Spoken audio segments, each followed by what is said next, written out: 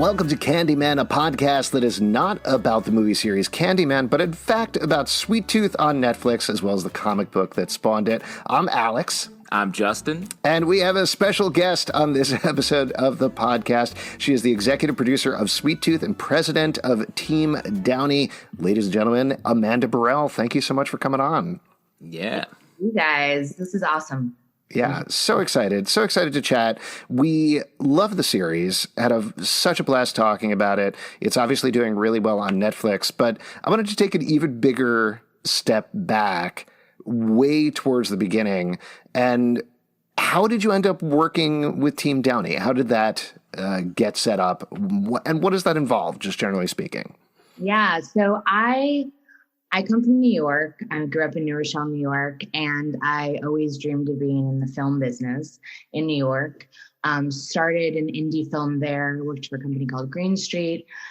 New York became a really tough place to kind of move up in the indie world. And so I moved to Los Angeles and still did some indie stuff. I did like a little horror movie called Frozen. That's how I actually met Jim Mickle back in his horror days of like, he made this movie Stakeland that I love, this vampire movie. And we met long ago. And then one day I got a call back Team Downey and I was like, what are they going to do with me? I don't know. Like he was Iron Man. I'm like, and met the Downeys and they're just the best. And Robert loved that I was like this weird indie New York producer kind of town and really was pumped to do something different with the company. And so invited me in with open arms. And I did initially focus on the feature side just because that was like, we were doing Sherlock 2 and there was a lot of energy in that side of things. And it was a different time in TV as well. You know, it just felt like a different era. But I just kind of got really excited about television. I think like the rest of the world did, where you're watching The Sopranos, you're watching all these like really deep character stories. So I started just to focus my efforts on television, and Susan was like, go for it. Like, let's see what you got. So honestly, and the cool thing about the Downeys too, and to kind of speak about it is like, it was never a job where they were like, what's hot? Like, what's the next great thing? They really liberated, like not great thing. What's the thing that everybody in the town is saying is great? They were always like, do you love it? You know, do you feel like, they say this all the time, you would be away from your family for like, you would be so invested. We have to be all in. And so it kind of liberated us to only focus on those things. And yeah, so kind of in the mire of that, Sweet Tooth came out of it. I mean, it's interesting to hear you say that because obviously the company is more than Robert Downey Jr., but folks think of him, like you were saying, as Iron Man, as Sherlock Holmes, as these big movie characters, but he really started in smaller, weirder, quirkier movies. So it sounds like the company kind of takes it back to that a little bit. It's totally his jam. Like his dad was this incredible, experimental, weirdo filmmaker, you know, and that's in his heart. He also, I think, really sees himself as someone who brings that energy to the movies that maybe on the surface are big blockbusters and stuff, but he approaches it as like just a human story. You know, I think that's why people connected so deeply to Tony Stark. So yes, he always wanted that. And he also really reveled in the idea of having a bit of power to bring, you know, these things to life that are maybe kind of crazy, like A Boy with Antlers. Yeah, it was definitely, and Susan is just, you know, totally a powerhouse producer, totally like the Joel Silver days. She just loves to make stuff. So it was like this kind of collective energy that is just all over the company. So then how did Sweet Tooth first come across your desk and really fill that hole that you're talking about? So we had a deal at Warner Brothers Television, and obviously they have the partnership with DC. And a junior executive at this time, this guy, Rob Hackett, who now works for Atomic Monster and is a producer, he's awesome. He came into my office and he was like, so there's this Jeff Lemire thing, about A Boy with Antlers. And I was like, okay. And then read it, and immediately we all just couldn't stop thinking about it because it's so emotional. You know, I feel like comic books sometimes can suffer from like just plot, but Sweet Tooth had this like beating heart at the core of it, which getting to know Lemire now since, and we spent a lot of time talking to him over the years, like, it comes from him. Like, his son's name is Gus. He's so deeply connected to all of his emotional kind of fears, and that's in Sweet Tooth and all of these things. So it just felt like it was bigger than all of us, kind of, in a way. And then we had to figure out who was going to adapt it, because that was like, a lot of people were nervous. I think a couple of other companies had taken a run at it. It wasn't new. This was like in 2017, like around there, 2016, and it had been around. We also were like, all right, well, let's see if we can. It kind of felt like, all right, well, where other people have failed, maybe we can kind of figure it out. Well, where did Jim come in then? Because if you look at his filmography, I mean, you were saying earlier that you're a fan of his work, but it doesn't necessarily lend itself to sweet, all ages-ish fairy tale or like Amblin-esque fairy tale. So how did his name crop up initially? Jim's a funny guy. You guys have met him. All of his stuff is really dark, but he's like the warmest, loveliest human.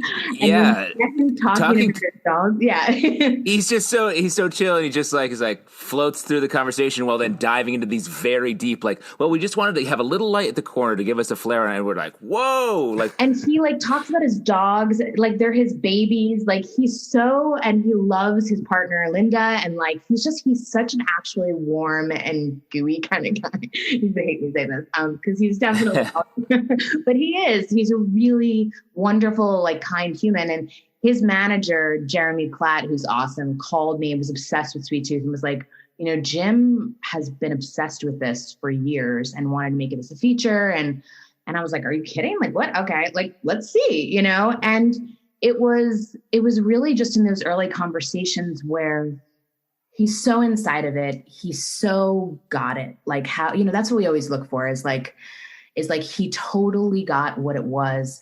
But then also, and we spent a lot of time talking about this at Team Downey, is like, he was the most unbelievably passionate. He just couldn't stop thinking about it, couldn't stop talking about it, and it was just infectious. And that kind of gets everybody just excited, and you start seeing it automatically. So I think that we had to convince Warner Brothers a bit, because they were like, oh, who? But honestly, also, once they met him, Susan Rovner and Clancy over there, they were just like, we get it. Yeah, it became kind of this infectious whirlwind, even though it wouldn't have been an obvious one-to-one.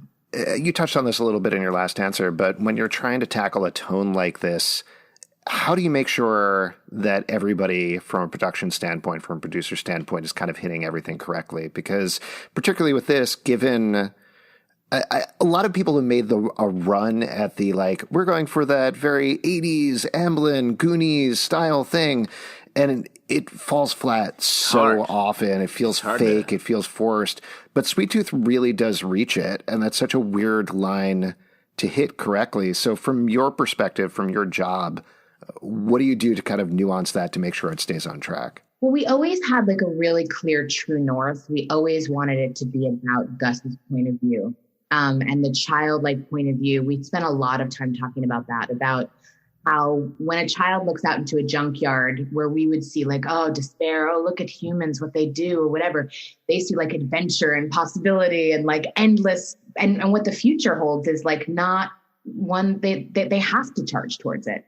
So it was always like very clear to us that if we keep focused on that, we were in great shape. I think also we didn't want it to be saccharine.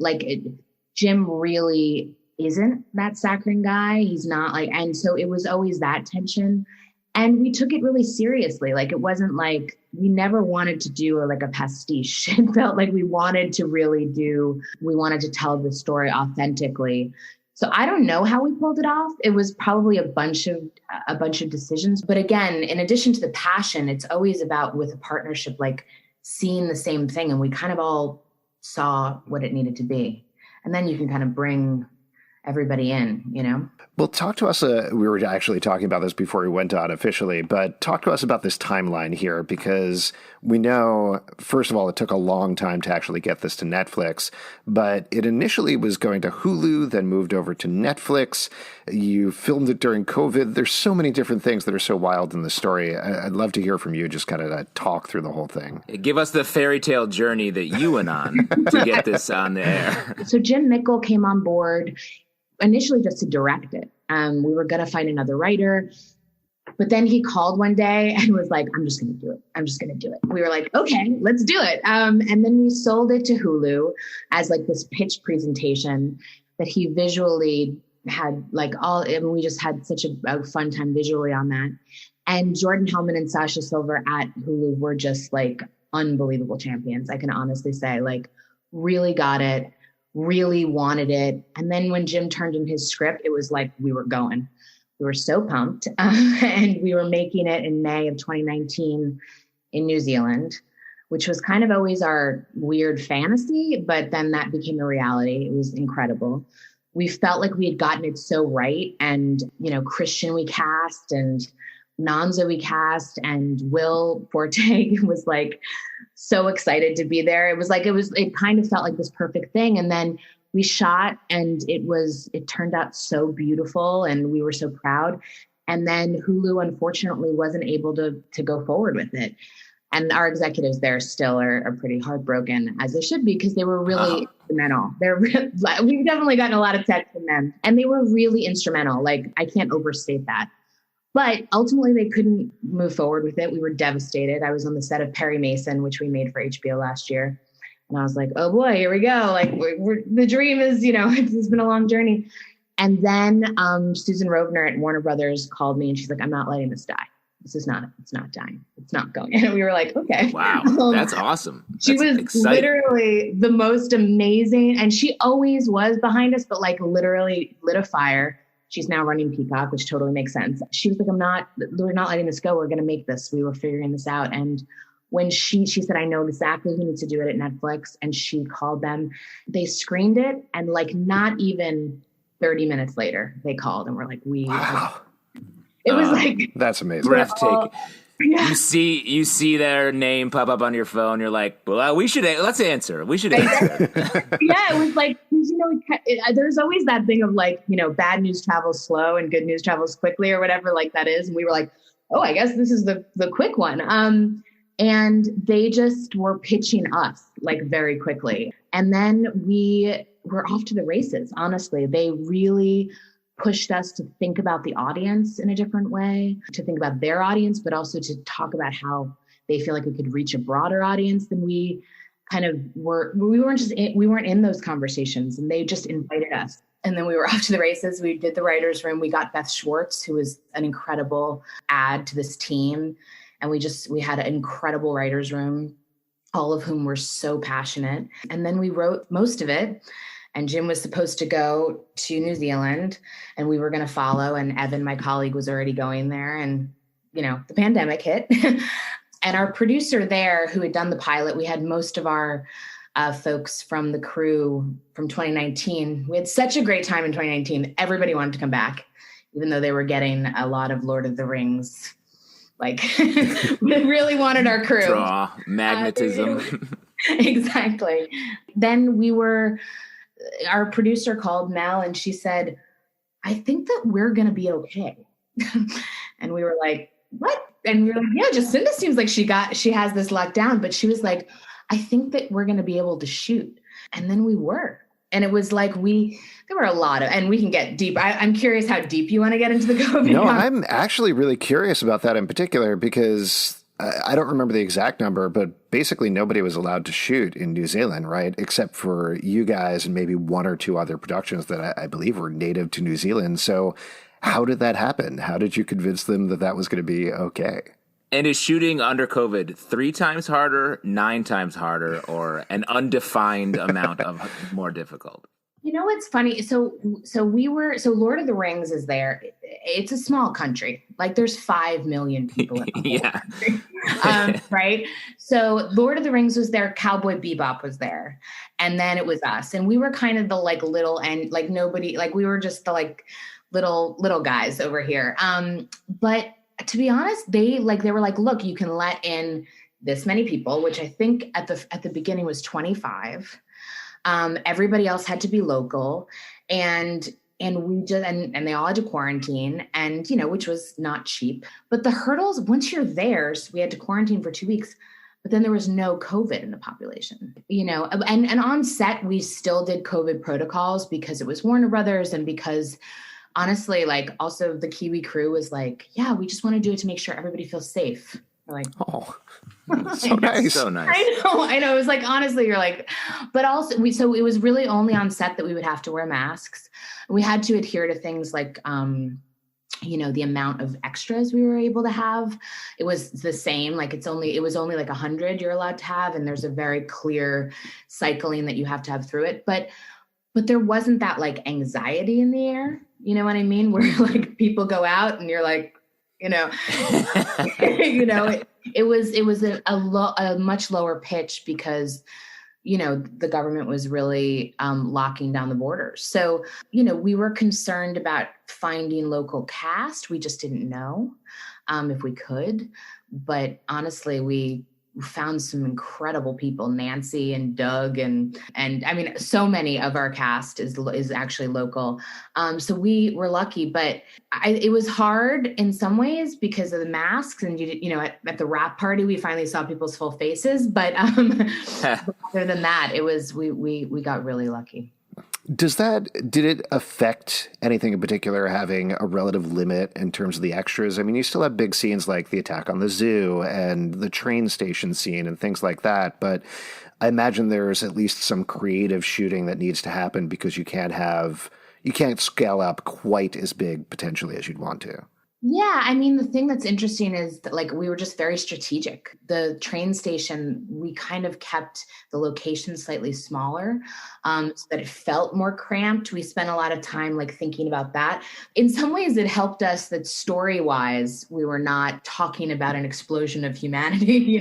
We were talking about the reverse. So in some ways, it felt like natural to our story, and it wasn't as prohibitive as you would think, but we had to get creative. That the final scene with the last men and stuff like that, like we definitely had to be thoughtful about how to make it look like there's more people than there actually were.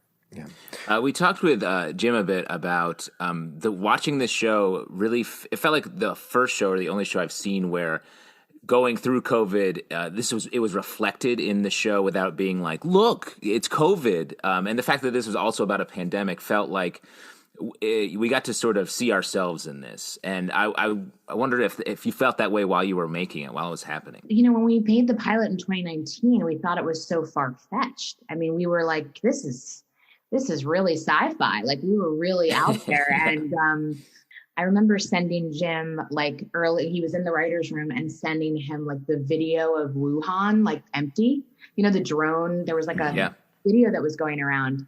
And we were like, this is trippy. Like, this is kind of, and then obviously it escalated in such a way.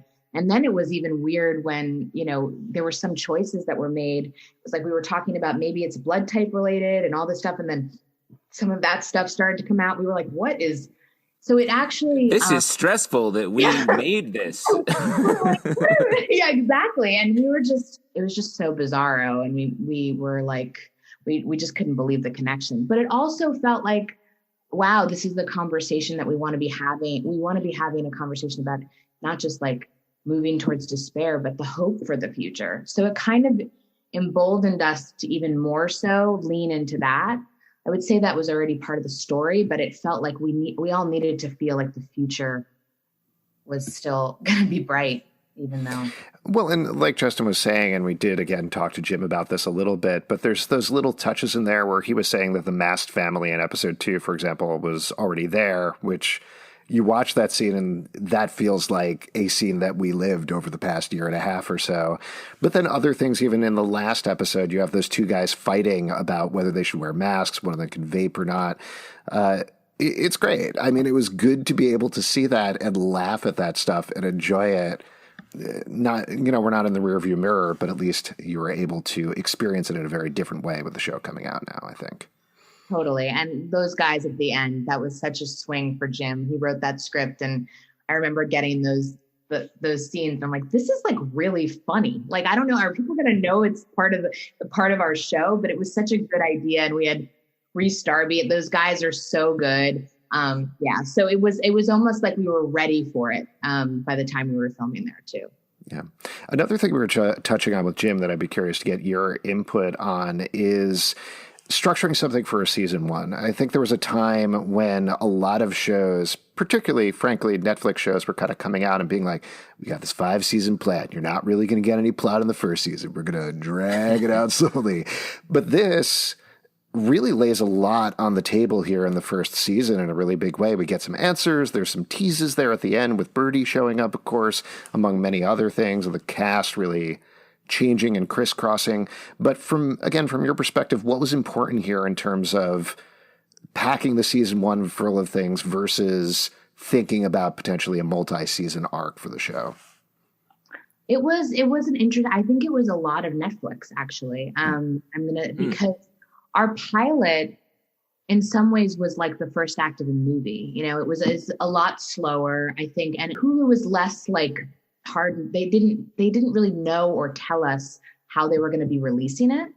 So we weren't really sure, is it going to be week to week or whatever.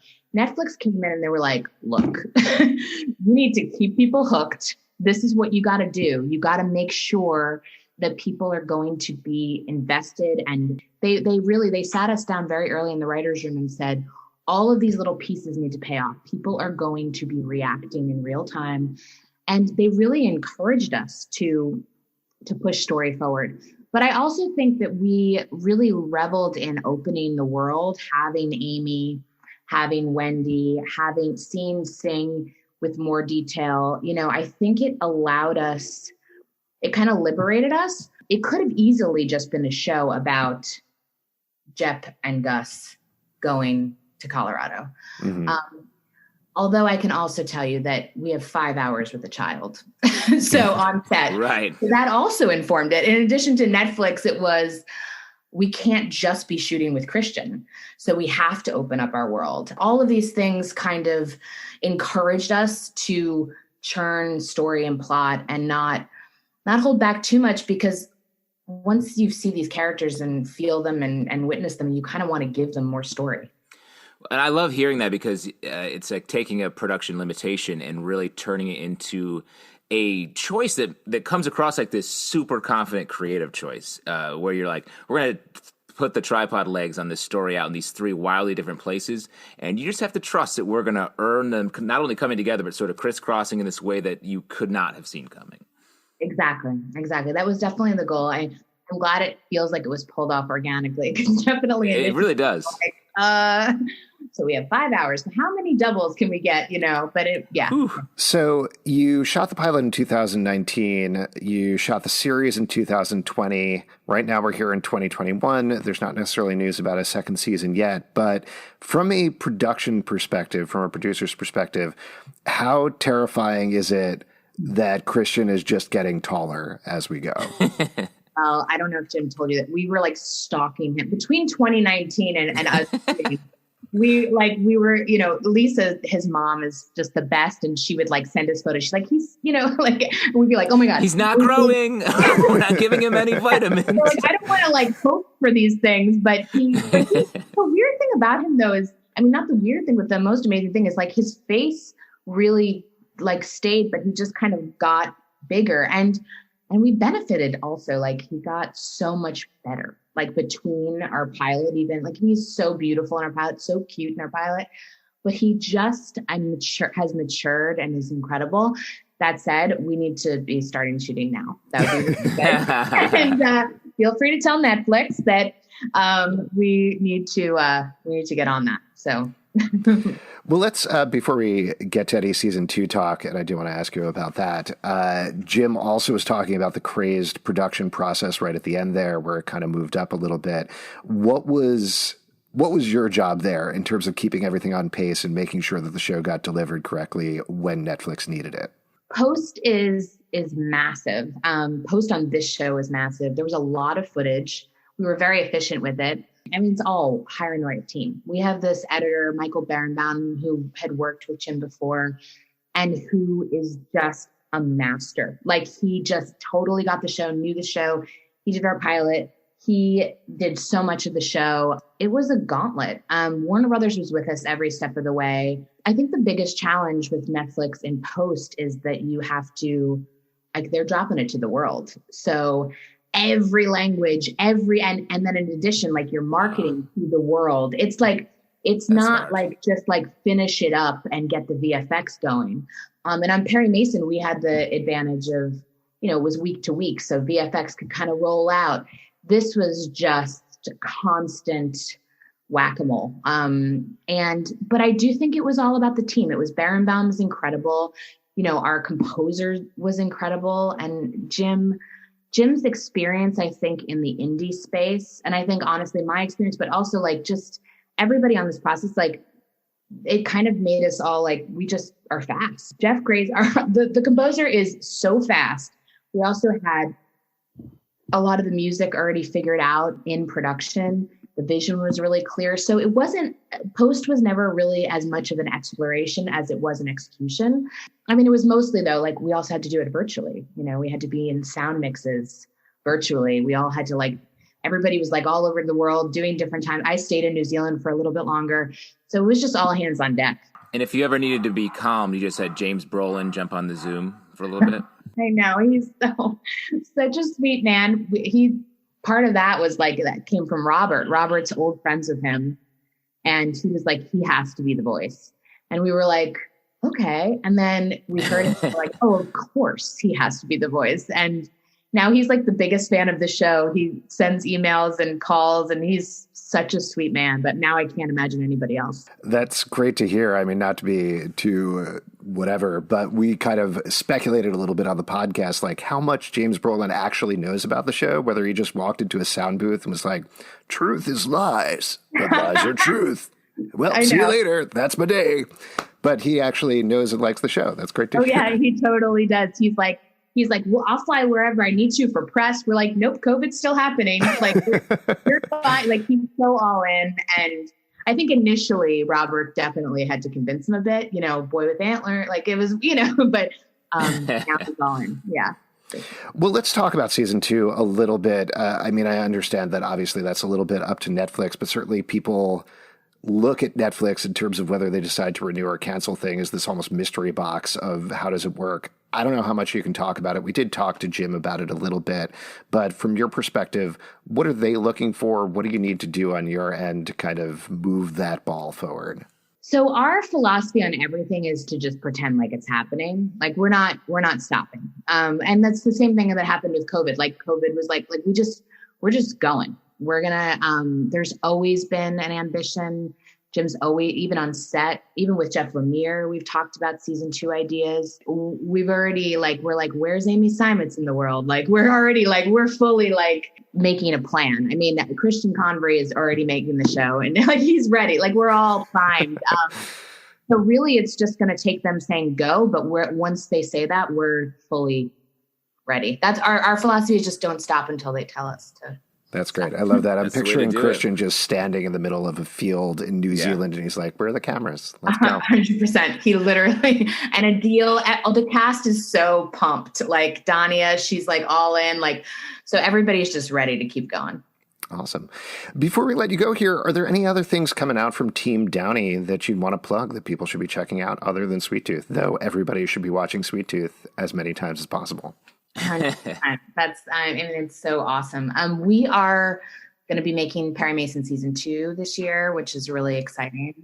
We're really pumped about that. And we have a lot that we're brewing. We're actively talking about Sherlock 3 in a really big way for Robert, but we have a lot going on. More to be announced soon, but we have a deal at HBO. We have for television that we love, and we love that team there, and we just really want to make Sweet Tooth season 2, and then on the feature side, we're we still want to make movies. So stay busy. One more question for you. So on the podcast, in addition to recapping episodes of Sweet Tooth, we've also been reviewing pieces of candy. Last episode, Jim chose the winner of the Syrup Cup, his favorite piece of candy that we reviewed from season 1. So since that's done, that's in the rearview mirror. I just wanted to hear from you. What is your favorite type of candy? What are you really into? Super easy. Sour Patch Kids forever. They used to have a thing, like a cartoon on the packet that was like a curly redheaded girl. And I was like, this is my candy. It's totally, my kids know it. Like if they see it, they're like, Mom will want that. It's all Sour Patch Kids all day. So wow. Amazing choice. I love it. Amanda, thank you so much for being here. Thanks for coming on the podcast, and fingers crossed we're watching Sweet Tooth soon. Yeah, we're ready season for it. 2. Put the energy out there. Thank you. And if you'd like to support our podcast, patreon.com/comic book club. Also, we do a live show every Tuesday night at 7 p.m. to Crowdcast and YouTube. Come hang out. We would love to chat with you about Sweet Tooth.